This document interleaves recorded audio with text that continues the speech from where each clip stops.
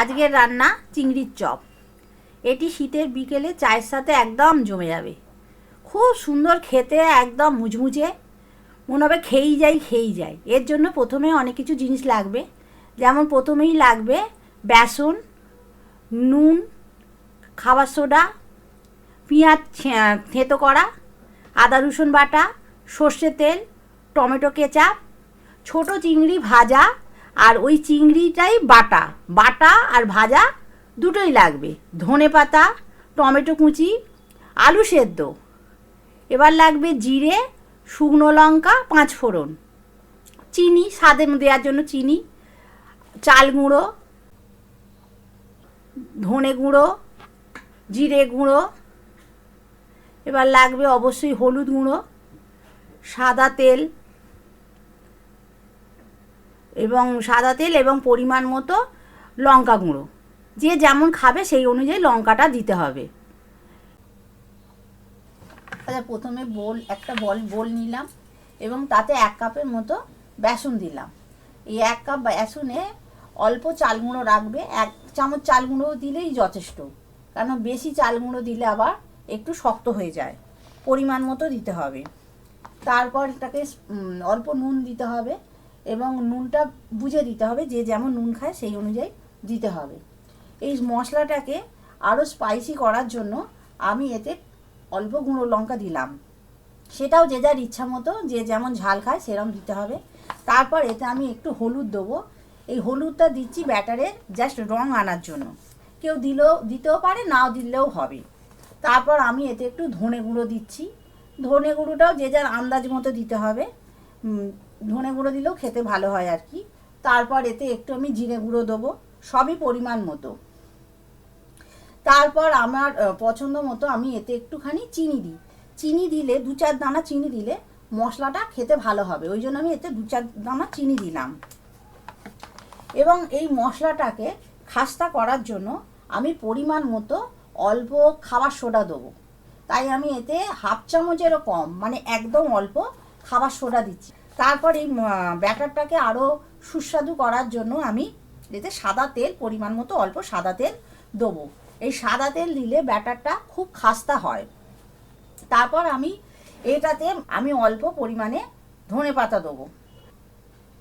যাই ধনে পাতা দেওয়ার পর এটাকে আমি চামচে দিয়ে ভালো করে নাড়াবো, যাতে মশলাগুলো ভালো করে মিশে যায়। এবং এই মশলাটা এমনভাবে করতে হবে ব্যাটারটা, যাতে খুব পাতলাও যাতে না হয়ে যায়, আবার ঘনও যাতে না হয়। তাই জন্য আমি অল্প অল্প জল দিয়ে জিনিসটাকে নাড়াতে হবে, গোলাতে হবে অল্প অল্প জল দিয়ে। একেবারে বেশি জল দিলে পাতলা হয়ে যাবে। এবং অনেকক্ষণ ধরে ফেটাতে হবে, এবং যাতে তার মধ্যে যেন কোনো বেসনের ডালা বা দলা যেন না থাকে। এতে আমি পরিমাণ মতো 2-3 চামচ সর্ষের তেল ঢেলে দিলাম। তারপর একটা শুকনো লঙ্কা ফাটিয়ে দিয়ে দিলাম। এই লঙ্কাটা যে যেমন খায় সেই অনুযায়ী সে দিতেই পারে। আমি যেহেতু অল্প ঝাল খাই তাই একটাই লঙ্কা দিলাম। এতে আমি অল্প 5 ফোড়ন দিয়ে দিলাম। 5 ফোড়নটা দিয়ে লঙ্কাটাকে একটু ভাজতে হবে, যাতে খুব পুড়েও না যায়, একটু কাঁচাও যেন না থাকে। দিয়ে খুন্তি দিয়ে একটু আমি নাড়ালাম।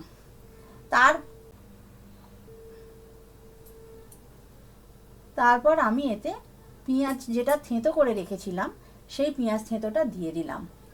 যেহেতু এটা থেঁতো করা ছিল তাই এর মধ্যে একটা জলীয় ভাব আছে, কড়ার নিচে বসে যাওয়ার সম্ভাবনা থাকে খুব, তাই সমানে এটাকে ভাজতে হবে। তারপর আমি এতে অল্প নুন দিলাম। খুব বেশি এখন আমি নুন দিলাম না, পরে আবার আমি এতে নুন অ্যাড করব, সেটা বুঝে করব।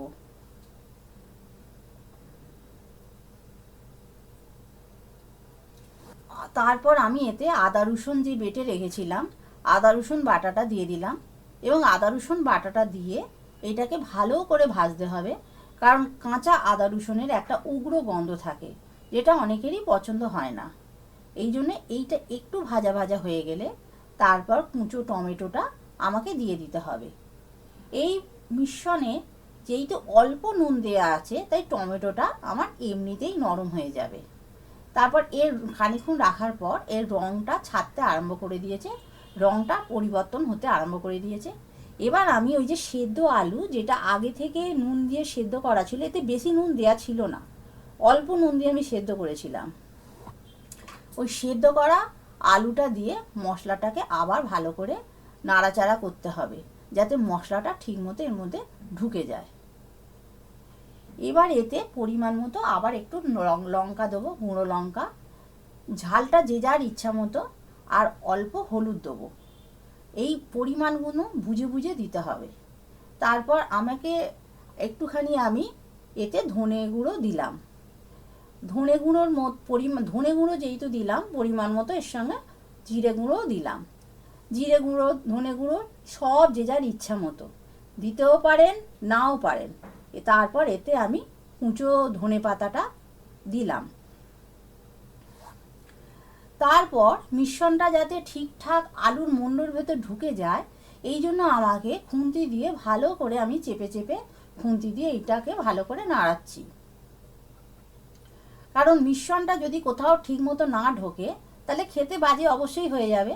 এরপর আমি ভাজা বাটা চিংড়িটা দিয়ে দেবো, এই ভাজা বাটাটাও দেবো আর ভাজা কুঁচো চিংড়িটাও দিয়ে দেবো। এই কুঁচো চিংড়িটাই কিন্তু আমি বেটে ওই রকম দেখতে হয়েছে। তারপর আবার আলুর মধ্যে এইটাকে আমাকে ভালো করে মেশাতে হবে। চিংড়ি মাছের ফ্লেভারটা যত আলুর ভেতর ঢুকবে, মশলার ভেতর ঢুকবে, তত চপটা সুস্বাদু হবে এবং খেতেও ভালো হবে।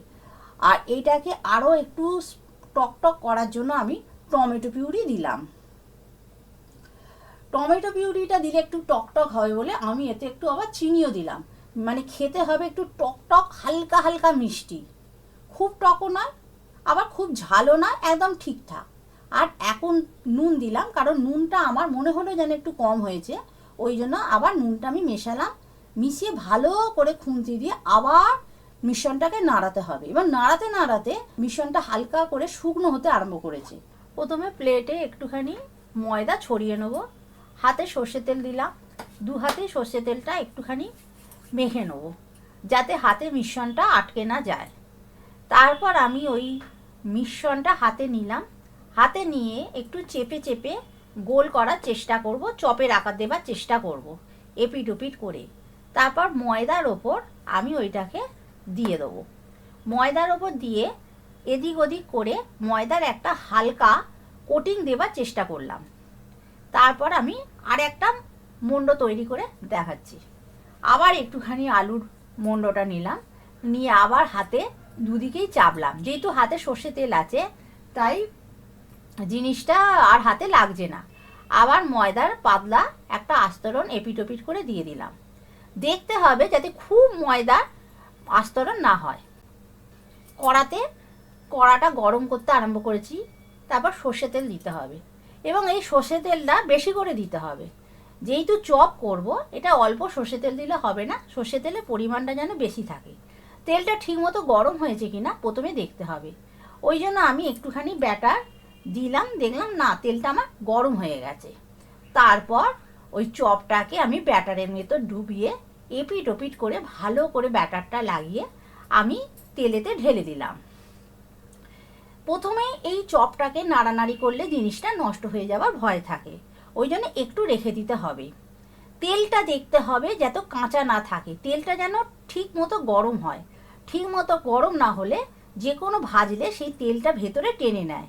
তেলটা গরম হয়েছে কিনা এটা একটা বিশাল ম্যাটার করে। তারপর আমি এটাকে উল্টে দিলাম এবং এটাকে একটু লাল করে ভাজতে হবে। লাল করে ভাজলে চপটা একটু মচমচে মতো খেতে হয়, সুস্বাদু হয়।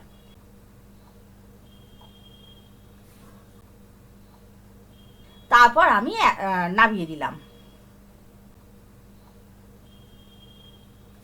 আচ্ছা, আমার মচমচে চিংড়ির চপ একদম প্রস্তুত, তৈরি হয়ে গেছে। এটা এতই সুস্বাদু খেতে যে চপটা শুধুই খাওয়া যায়, আর টমেটো কেচাপ দিয়ে খেলে তো আরও ভালো লাগে।